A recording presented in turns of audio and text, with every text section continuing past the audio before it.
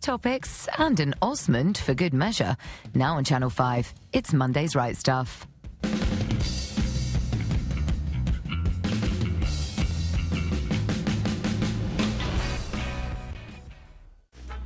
This morning, the row over Europe as David Cameron's Little Island attitude left us isolated and alone. Plus, should controlling partners face the same sort of punishments that wife beaters get? Also, your thoughts on the department store ads said to shame ordinary ladies, and who deserves to open the Olympics? Little Mix or some Morris men? That's the right stuff.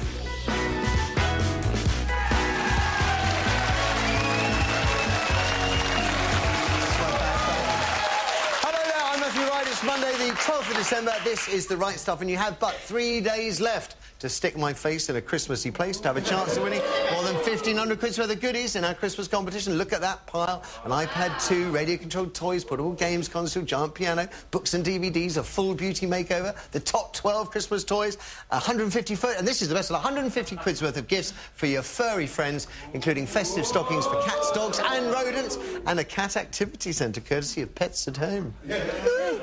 How to enter? Kirsty and Eric have the details. To take part, head to our website, channel5.com/rightstuff, and download the picture of Matthew's face. Photograph it somewhere Christmassy, then email your photo to twsxmas@channel5.com. Don't forget to include your address and phone number so we know where to send the prize. Entries must be in by 2 p.m. on Thursday, 15th of December, 2011. Good luck. Anne was saying, what do we have to do? Well, it's simple, Anne. You do what Mardy Brown for Inverness has done. They came up with this Christmas cracker. This is the reindeer's called Wallace, by the way. Lives at the Cairngorm Reindeer Centre, where Mardy's teenage son Zach works at the weekends, you see. That's what you have to do. You have to stick my face in a Christmassy place. Oh, right. I can imagine you can stick it a few other places if you wish, but if you want to win the prizes, it's got to be Christmassy. Now, do I have a treat? Panel. Forget about slaving over a hot stove to make your Christmas dinner when Tesco has it all in convenient, crisp form. For the main course, there's roast turkey with stuffing and onion and gravy. You can have winter-spiced Cumberland gammon. For pudding, you can choose between mince pie flavour or Wensleydale and cranberry at £1.39p a bag. I think they're delicious, and to sample them, we've got comic Steve first.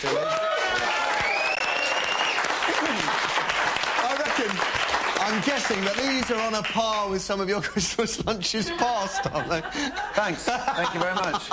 What, since the divorce? Yeah. The misery? Where did you spend? You spent one Christmas in McDonald's, 4 years ago, I had Christmas lunch in McDonald's. It's not a boast, it's just a reality. Beautiful? Do you know what? It's a turkey crisp, and it's...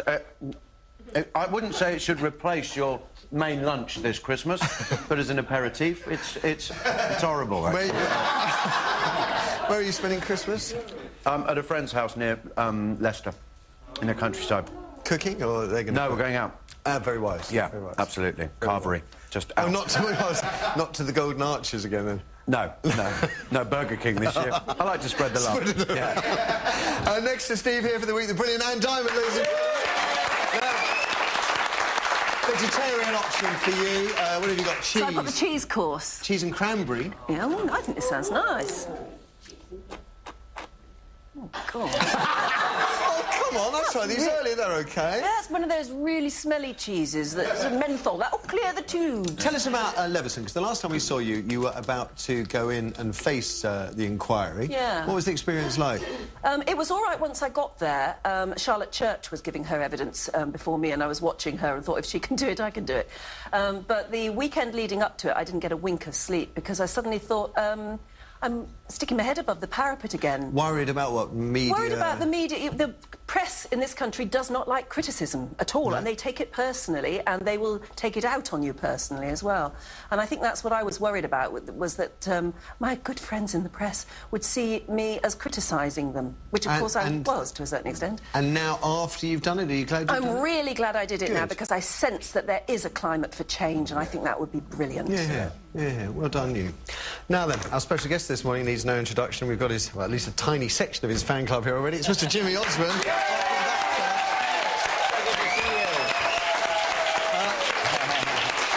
You've got mince pie flavour. You might as well cut straight to the chase. I kind of fancy Christmas dinner at McDonald's myself. I've got to try one of these. You know what? It does taste like one of those apple turnovers. Not my favourite, but it's good. No, yeah, it's good. I like crisps. Do you like one of mine? It's vegetarian. I don't taste like mince pies, but they're sweet. They're nice. That's nice. It is nice. It is nice, yeah. Never eat on live TV. The youngest member of the world-famous Osmond clan. We're busy eating, Chris. Jimmy's been in the limelight since he was just 7 years young, but after 5 decades in showbiz, are the Osmonds calling it a day? Because there are rumours this new tour in the spring is going to be the last. Well, again, not to mislead anybody, I mean, I'm not dead yet. But I want to keep going. I'm a young guy. But this lineup of brothers that have been performing together for 54 years is going to change. That's incredible. That's a long time, isn't it? You know, I was talking to a researcher the other day on the phone, and they said, Jimmy, do you realize your brothers are the longest-lasting group in history, having never been disbanded? Is that true? I think I didn't know that. I think that's pretty cool, because it's the same guys, you know. And it's so fun to perform with them. I don't know what I'm going to do. It's a bit bittersweet for me. But is it? Is this... Are the others saying they don't want to do it like I this think Wayne anymore? and Jay and I will still perform, but Meryl's going to go a different direction, and he has really already. But we thought, hey, one more time, but this time we're not playing the big arenas. We're going to do 50 dates, if you can believe it. One-nighters. If that doesn't kill us, I don't know what will, right? But we're going to... In fact, it's fun, is it? Because most acts try and work towards doing the big venues so they do fewer. Yeah, well, you know, last time we played the O2 and played all the big places. But this time we wanted to go all around the country. And I fell in love with the country myself because I was doing those plays. Remember last time I saw you? And there's so many wonderful places. Oh, yeah, it's about 6 months a year. I love it here. Yeah, you haven't kicked me out yet. No.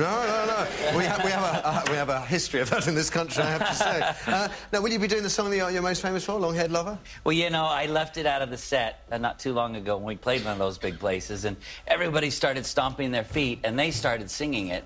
So I realized that these shows are not about us.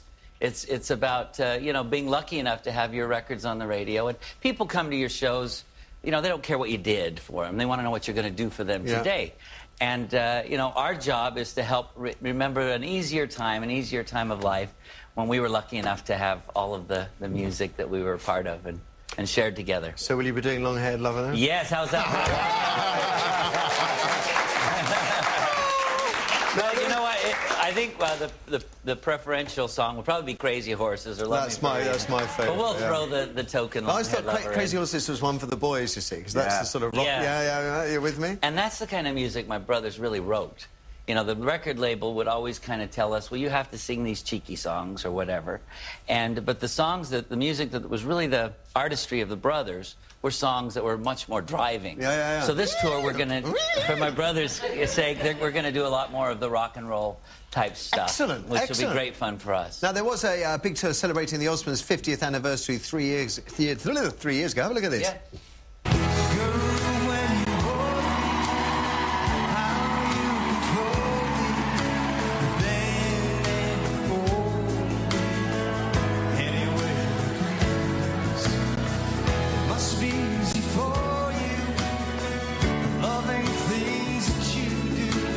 Just a pastime for you, I could never be. Practice. Oh, but it's 50 years plus of practice clearly makes perfect. I mean, that is. It's great fun though. We can on. change the show, whatever, instantly, depending on the audience that comes to see you, because it's everyone from grandma that remembers, you know, the Andy Williams days, all the way to a young kid that's first discovering your music. So it's great to work with my brothers, because we can change the show instantly. Okay. And? And you're doing Panto. I am. Oh, yes, no, I you're am. not. Oh, yes, I thought you put it behind you. Yes, but Who are you and what are you? I'm wishy-washy this year. Oh, good. I'm not Buttons this year.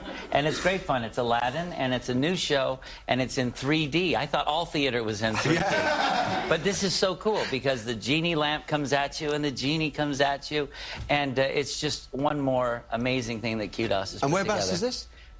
This is in Swansea. Swansea, beautiful Swansea. Yeah. So, I'm actually Welsh, you know. Our history's from I there. can remember reading that. So it's a Welsh Christmas for your family? It is. My wife and our 4 kids are coming over to celebrate. We love Panto. They love Panto. That's why I do it. Yeah. And we make it a very festive, fun time for the whole family. Americans don't normally... You don't do Panto back up. They don't have a clue of what Panto is. It's not big in America at all. There's no... No, I think it's starting. Matter of fact, it was really kind of fun last year.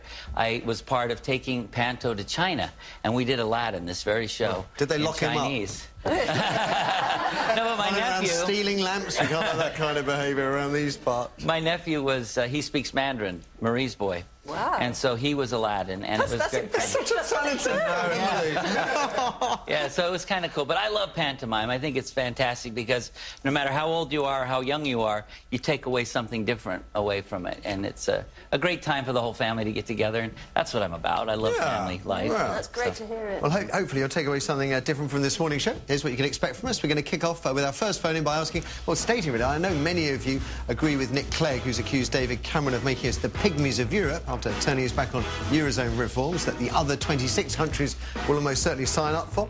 But the PM says he's protecting our interests, but now we won't have a say in future financial regulations. So, not the sexiest phone-in of all time, but it will be fascinating to hear your views before it's over to Jimmy for the rest of today's news.